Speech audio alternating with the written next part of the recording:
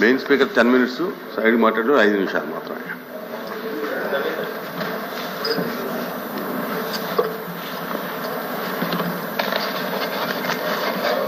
సభకు నమస్కారం అధ్యక్ష. బడ్జెట్ మీద మాట్లాడే అవకాశం ఇచ్చినందుకు ధన్యవాదాలు అధ్యక్ష. 3 పార్టీల్ని నమ్మి ఓట్లేసిన ప్రజలకు ఈ బడ్జెట్ అయితే తీవ్ర నిరాశను గురిచేసింది అధ్యక్ష.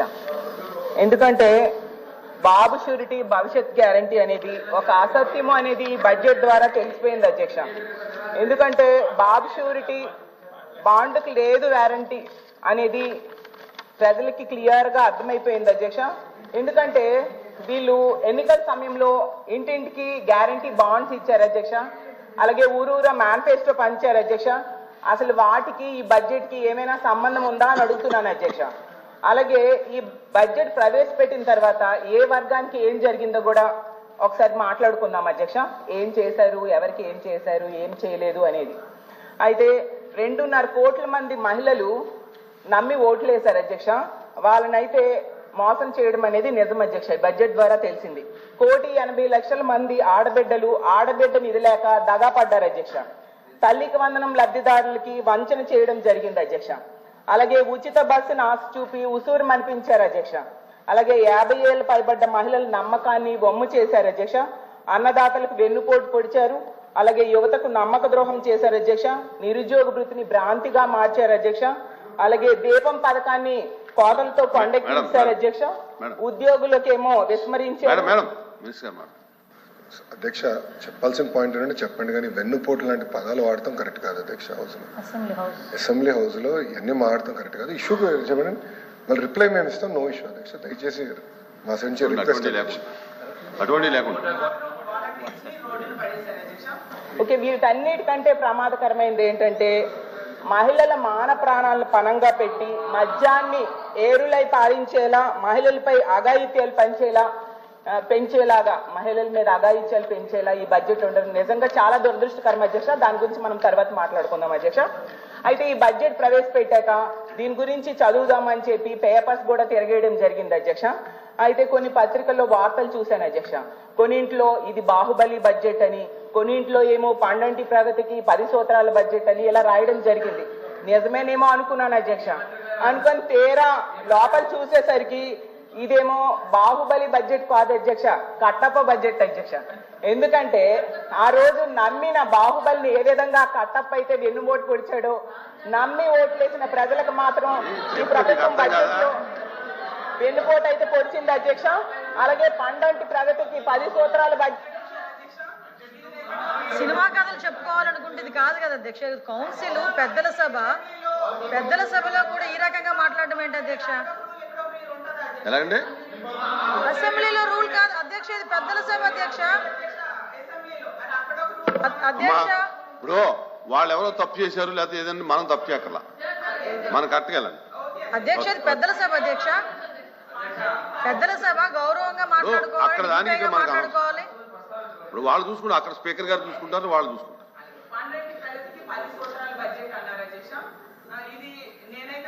మేడి పండు లాంటి బడ్జెట్ అధ్యక్ష. ఎందుకంటే మేడి పండు చూడ మేలమై ఉండు, పట్ట విప్పి చూడ పురుగులుండు అన్న చందంగా పైకి భారీ సంఖ్యతో బడ్జెట్ ఉంది అధ్యక్ష. కేటాయింపులు చూస్తే మాత్రం అంత అన్యాయం అయితే కనిపిస్తూ ఉంది అధ్యక్ష. అలాగే గౌరవ ఆర్థిక మంత్రి గారు కౌటిల్యుడి కొటేషన్ తో బడ్జెట్ ప్రారంభించారు అధ్యక్ష. కానీ కౌటిల్యుడి కొటేషన్ లో ఉన్న స్ఫూర్తి మాత్రం కేశవ్ గారి ఎలొకేషన్స్ లో లేదు అధ్యక్ష. ఎందుకంటే ప్రారంభంలో ఆ పుస్తకంలో చూశాను అధ్యక్ష, కొటేషన్ చెప్పారు. ఏంటి? కౌటిల్యుడు అర్థశాస్త్రంలో చెప్పినట్టుగా సామాన్యుల సంతోషమే రాజు సంతోషము, వారి సంక్షేమమే ఆయన సంక్షేమము అని చెప్పారు అధ్యక్ష. ఆ కొటేషన్ చూసి బడ్జెట్ అంతా సంక్షేమం సంక్షేమం సంక్షేమం పేరే వినిపిస్తుందని ప్రజలందరూ కూడా బలంగా నమ్మారు అధ్యక్ష. అలాగే గౌరవ ముఖ్యమంత్రి గారు గతంలో చెప్పారు అధ్యక్ష, సంక్షేమ పథకాలు బటన్ నొక్కి అమలు చేయడం అదేమైనా పెద్ద పనా, మూలన కూర్చున్న ముసలమ్మ కూడా సంక్షేమ పథకాలు అమలు చేస్తుంది అని చెప్పి గతంలో ముఖ్యమంత్రి గారు చెప్పడంతో ముఖ్యమంత్రి గారి వ్యాఖ్యలు అవ్వచ్చు లేదా ఈ కొటేషన్ చూసి ప్రజలందరూ కూడా సంక్షేమానికి వరదల నిధులు పారిస్తారు అనేసి బలంగా నమ్మారు అధ్యక్ష. చూసేసరికి ఆ కొటేషన్స్ లో ఉన్న స్ఫూర్తి మాత్రం ఈ బడ్జెట్ ఎలికేషన్స్ లో మాత్రం కనిపించలేదు అధ్యక్ష. అసలు ఈ కొటేషన్ చూసి మహిళలందరూ కూడా చాలా ఎమోషన్ ఫీల్ అయ్యారు అధ్యక్ష. కానీ ఎడ్యుకేషన్స్ చూశాక అన్యాయం గురయ్యమని చాలా బాధపడుతున్నారు అధ్యక్ష. ఎన్నికల్లో ఏమో హామీలు ఫుల్గా ఇచ్చారు అధ్యక్ష, బడ్జెట్ లో మాత్రం నిధులు నీళ్ళు అయిపోయాయి అధ్యక్ష. ఎందుకంటే మహాశక్తి నీళ్ళు, నిరుద్యోగ భృతి నీళ్ళు, ఉచిత బస్సు నీళ్ళు, 50 ఏళ్ళకి ఫెన్షన్ నీళ్ళు, పెళ్లి కానుక నీళ్ళు, పండగ కానుకలు నీళ్ళు, ఇలా నీళ్ళు అనేది చూపించారు అధ్యక్ష బడ్జెట్ లో. అలాగే ఇంటింటికి వెళ్ళి ఏం చెప్పారు అధ్యక్ష, ఇది ఏప్రిల్ ఎన్నికలు అయిపోయిన వెంటనే జూన్ లో మీకు మొత్తం సూపర్ 6 పథకాలన్నీ మీ ఇంటికి వచ్చి పడిపోతాయి అని చెప్పడం జరిగింది అధ్యక్ష. కొందరైతే ఎక్కడికి వెళ్ళినా నీకు 15,000, నీకు 15,000, నీకు 15,000, నీకు 18,000, నీకు 18,000, నీకు 36,000, నీకు 36,000, నీకు 48,000 అని ఓదర కొట్టేశారు అధ్యక్ష. యాడ్స్ లో అయితే అధ్యక్ష వచ్చేది బాబే ఇచ్చేది బాబే, వచ్చేది బాబే ఇచ్చేది బాబే, వచ్చేది బాబే ఇచ్చేది బాబే అని ప్రచారం చేశారు అధ్యక్ష. బాబు గారు వచ్చారు అధ్యక్ష, 9 నెలలు అయింది అధ్యక్ష, ఏమి ఇచ్చారు అధ్యక్ష? తల్లికి వందనం ఎక్కడిచ్చారు అధ్యక్ష? అన్నదాత సుఖీబాబు ఎక్కడిచ్చారు అధ్యక్ష? నిరుద్యోగ భృతి ఎక్కడిచ్చారు అధ్యక్ష? ఆడబిడ్డల నిధి ఎక్కడిచ్చారు అధ్యక్ష? ఉచిత బస్సు ప్రయాణం ఎక్కడిచ్చారు అధ్యక్ష? జాబ్ క్యాలెండర్ ఎక్కడిచ్చారు అధ్యక్ష? ఉద్యోగులకు IRDA PRC ఎక్కడిచ్చారు అధ్యక్ష? ఈ రోజు ఈ ప్రభుత్వాన్ని అడుగుతున్నాను అధ్యక్ష, ఇప్పుడు మీ బాండ్లు కానీ మేనిఫెస్టో కానీ పట్టుకొని ప్రజల దగ్గరికి వెళ్ళగలరా అని అడుగుతున్నాను అధ్యక్ష. మరీ ముఖ్యమైనది సార్ అమ్మా, ఇప్పుడు ఏదైనా ఉంటే మీరు రిప్లైలు ఇవ్వండి, ఏదైనా ఉంటే మీరు రిప్లైలు ఇవ్వండి, మీరు క్లోజ్ చేయండి. అధ్యక్ష మరో విషయం ఏంటంటే, మరో ముఖ్యమైనది అధ్యక్ష మద్యం. అధ్యక్ష వీళ్ళు క్లియర్ గా రాశారు అధ్యక్ష, మద్యం ద్వారా 2025-26లో ఆదాయము 27,097 కోట్లు మద్యం ద్వారా ఆదాయం పెంచుతాము అని చెప్పారు. అంటే గత సంవత్సరం 21,900 కోట్లు లెక్కర అమ్మకాల ద్వారా ఆదాయం అధ్యక్ష. అంటే 24-25 ఇప్పుడు అంటే 5,797 కోట్లు మద్యం ద్వారా ఆదాయం పెంచుతామని చెప్పడం జరిగింది అధ్యక్ష. అసలు అధ్యక్ష ఏ ప్రభుత్వమైనా మద్యం అమ్మకాన్ని, మద్యం వినియోగాన్ని తగ్గించడానికి ప్రయత్నించాలి కానీ ఏంటి అధ్యక్ష ఎంత దారుణం. అసలు ఈ ప్రభుత్వం వచ్చాక అధ్యక్ష విపక్షానికి అధ్యక్ష ఒక మాట అధ్యక్ష, మైక్ ఉంది జనాలు చూస్తాం చెప్పడం కదా సార్, మద్యం గురించి మాట్లాడే అర్హత లేదు అధ్యక్ష. సంపూర్ణ మద్యపానం నిషేధం చేస్తామని వాళ్ళు ఏం చేశారు? ఈ రాష్ట్రానికి మేము ఆదాయాలు తీసుకొచ్చాం, మేము జే ట్యాక్స్ వేసి షీప్ లెక్కలిచ్చి కంటి చూపు పోగొట్టి లివర్ పోగొట్టి నర్వస్ సిస్టమ్ డ్యామేజ్ చేసే సిస్టమ్ చేయలేదు అధ్యక్ష. ఆ అర్హత లేదు అధ్యక్ష వాళ్ళకి. రేపు చెప్పండి మాట్లాడాలంటే చాలా మాట్లాడవచ్చు. సంపూర్ణ మద్యపాన నిషేధం పెద్దలు ఎన్టీ రామారావు గారు తెచ్చారు, దాన్ని ఎవరు ఎత్తేశారు ప్రజలందరికీ తెలుసు అధ్యక్ష. వాటన్నిటి తర్వాత మాట్లాడుకుందాం అధ్యక్ష. ఇలాగే మాట్లాడుకుంటూ వెళ్ళాలి, మాటలు తోటాలు పేల్చుకోవాలని మేము కూడా రెడీగానే ఉన్నాం అధ్యక్ష. గౌరవ మంత్రి గారు చెప్పారేంటి, లాస్ట్ టైం మీరు కంపారిజన్ చెప్తున్నారు ఆదాయం గురించి, ఈ ఆదాయం గురించి. అమ్మా 5 నిమిషాలు వినమ్మా, నువ్వు చెప్పిన దానికి సమాధానం చెప్తున్నా.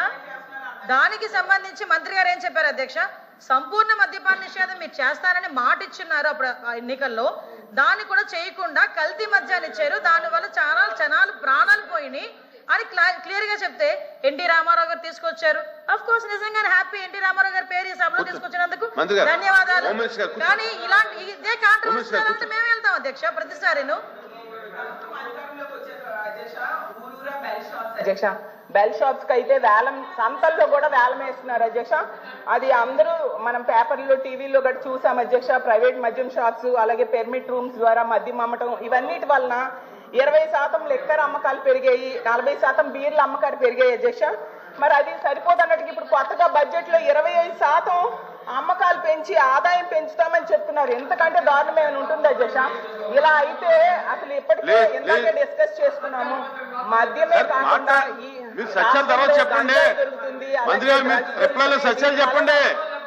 దొరుకుతున్నాయి మీరు సత్యాలు రిప్లైలో చెప్పండి. ఆడపిల్లల మీద ఆదాయిత్యాలు బాగా పెరిగిపోతూ ఉన్నాయి అధ్యక్ష.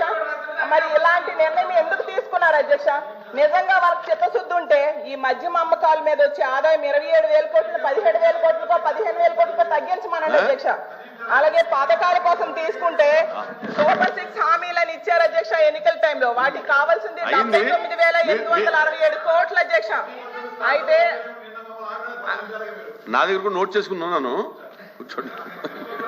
సూపర్ 6 పథకాలు కావాల్సింది 79,867 కోట్లు అధ్యక్ష. కానీ ఈ బడ్జెట్ లో పెట్టింది మాత్రం కేవలం 17,179 కోట్ల అధ్యక్ష. ఈ రోజు ఇంత ఘోరంగా హామీలన్నీ కూడా లేకుండా చేయడం నిజంగా చాలా దారుణం అధ్యక్ష. ఈ రోజు ఆడబిడ్డ నిధికి కావాల్సిన 32,400 కోట్లు పెట్టలేదు అధ్యక్ష. యోగాలం కావాల్సిన 7,200 కోట్లు పెట్టలేదు. ఉచిత బస్సు కావాల్సిన 3,500 కోట్లు పెట్టలేదు. 50 ఏళ్ళకే ఫెన్షన్ పెట్టలేదు. ఇలా తీసుకుంటే తల్లికి వందనం అయితే 13,112 కోట్లు కావాలి అధ్యక్ష. అధ్యక్ష నా 10 నిమిషాలు అవ్వలేదు అధ్యక్ష. లేదు ఇచ్చింది మాత్రం 8,000. ఇది అన్యాయం అధ్యక్ష. ఒక ఆడపిల్ల గొంతు నొక్కాలని ట్రై చేయడం చాలా అన్యాయం అధ్యక్ష.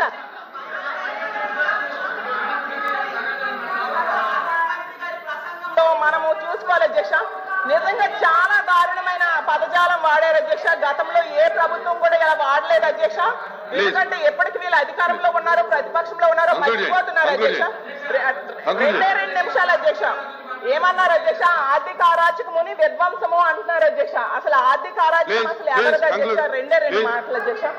ఒక్క హామీ అమలు చేయకుండా 9 నెలల్లో 1,35,000 కోట్లు అప్పులు చేసిన ఈ ప్రభుత్వాన్ని ఆర్థిక అరాచకమా? కోవిడ్ లాంటి సమయంలో కూడా ఇంతకంటే తక్కువ అప్పులు చేసి అన్ని హామీలు అమలు చేసిన గత ప్రభుత్వాన్ని ఆర్థిక అరాచకమని నేను అడుగుతున్నాను అధ్యక్ష. ఓటాన్ అకౌంట్ బడ్జెట్ తో ఎన్నడూ లేనట్టుగా 7 నెలలు తీసుకొచ్చి ఈ ప్రభుత్వాన్ని ఆర్థిక అరాచకమా గత ప్రభుత్వాన్ని ఆర్థిక అరాచకమని నేను అడుగుతున్నాను అధ్యక్ష. అలాగే తీసుకుంటే ఇలా ఎన్నో పథకాలకి ఈ రోజు ఓట్లు పొడిచారు అధ్యక్ష. అయిపోయింది అధ్యక్ష 2 నిమిషాలు. కాబట్టి మేము కోరుకునేది ఈ రాష్ట్ర ప్రజలు ఏనండి 10 నిమిషాలు అంటే మీరు ఇంట్రెస్ట్ కాకుండా ఉంటే 10 నిమిషాల్లో క్లోజ్ చేద్దాం. 10 నిమిషాలు అవ్వలేదు అధ్యక్ష.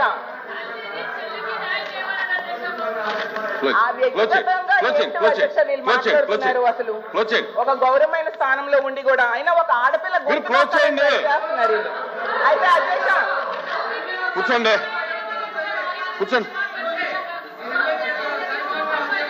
కూర్చోమ్మా. మంత్రి గారు మీరు కూర్చోండి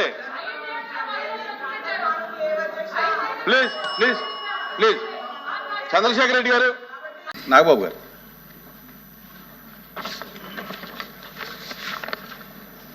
ధన్యవాదాలు అధ్యక్ష. అపోజిషన్ పార్టీ ఎన్వైపీ గారికి, ఇక్కడున్న మినిస్టర్స్, గౌరవ హోమ్ మినిస్టర్ గారు అందరికీ కూడా కృతజ్ఞతలు. అధ్యక్ష, డిలేడ్ జస్టిస్ ఇవాళ మనకున్న డేటా ప్రకారం భారతదేశంలో 3,30,00,000 కేసులు ఇంకా పెండింగ్లో ఉన్నాయి. ఆంధ్రప్రదేశ్లోనే 1,00,000కు పైగా కేసులు పెండింగ్లో ఉన్నాయి. డిస్ట్రిక్ట్ కోర్ట్స్లో, సబార్డినేట్ కోర్ట్స్లో 75% కేసులు సంవత్సరానికి పైగా, అలాగే 30% కేసులు 3 ఏళ్లకు పైగా సాగుతూనే ఉన్నాయి. దీన్ని కేవలం మీరు డేటా కింద మనం చూడలేము అధ్యక్ష. ఎందుకంటే ఏ వ్యక్తి తప్పు చేయకపోయినా అన్యాయంగా కేసులు పెట్టబడి తనకి న్యాయం చేయమని కోర్టు మెట్లు ఎక్కినప్పుడు అతనికి సరైన సమయానికి న్యాయం అందించలేకపోతే అతన్ని మనం విక్టిమైజ్ చేస్తున్నాడు. అందుకే దీని మీద మనం దృష్టి పెట్టాల్సిన అవసరం ఉంది. గుంటూరు జిల్లాలో ఎగ్జాంపుల్ అధ్యక్ష, గుంటూరు జిల్లాలో రోజు కూలీ చేసుకునే ఒక సామాన్యుడు ఒక దొంగతనం కేసులో అరెస్ట్ అయితే తనకి లాయర్ని పెట్టుకునే స్తోమత లేక ఆ కేసులో కోర్టులో 6 సంవత్సరాల పాటు జైల్లో ఉండాల్సి వచ్చింది. చివరికి అతను ఏ తప్పు చేయలేదని కోర్టు తీర్పిచ్చింది. సో ఈ 6 సంవత్సరాలు మనం అతనికి ఎలా కాంపెన్సేట్ చేయగలుగుతాం అధ్యక్ష? దీనికి తోడు పొలిటికల్ వెండెట్టాతో పెట్టే కేసులు, ఇది కేవలం ఒక పార్టీకి కన్ఫైన్ చేయట్లేదు అధ్యక్ష. రాజకీయ కక్షతో మన జ్యుడిషియల్ సిస్టమ్ని అధికారంలో ఉన్న కొంతమంది వాళ్ళ కన్వీనియన్స్ కోసం వాడుకుంటే లాని వెపనైజ్ చేస్తే చాలామంది నిర్దోషులకి వాళ్ళ కెరీర్లో ఒక బ్లాక్ మార్క్గా మిగిలిపోతుంది. ఉద్యోగాలు, ప్రభుత్వ ఉద్యోగాలు అప్లై చేసుకోలేరు. ప్రైవేట్ సంస్థల్లో ఉద్యోగాలు అప్లై చేస్తే బ్యాక్గ్రౌండ్ చెక్లో ఫెయిల్ అయిపోతున్నారు. పాస్పోర్ట్ సీజ్ చేసినప్పుడు పాస్పోర్ట్లు కనుక సీజ్ చేసే పరిస్థితుల్లో అక్కడ కూడా వాళ్ళని హోల్డ్లో పెట్టేస్తారు.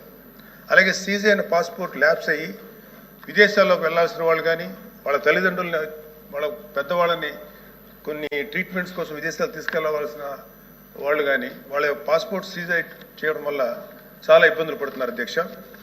వీళ్ళకి జరిగే నష్టాన్ని మనం కాంపెన్సేట్ చేయలేం. Just because they are political involved we cannot make them scape goats.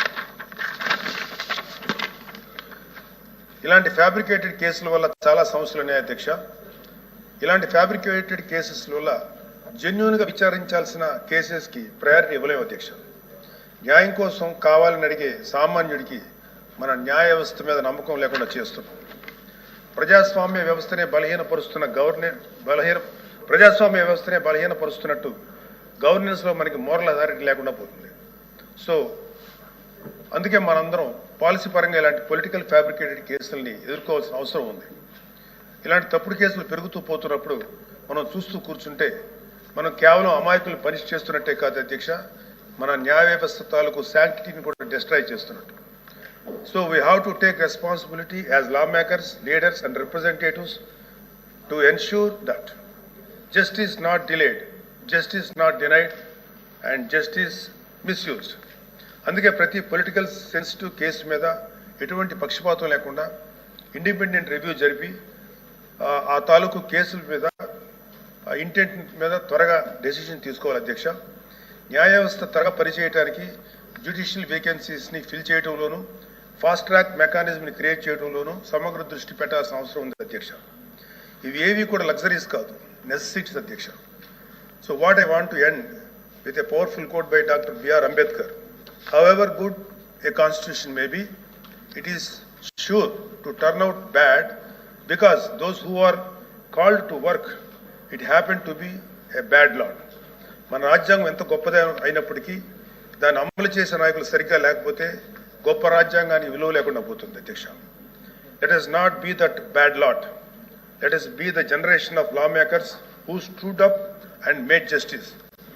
Not just a word inscribed in our constitution, but a living reality for every citizen of Andhra Pradesh. Thank you very much.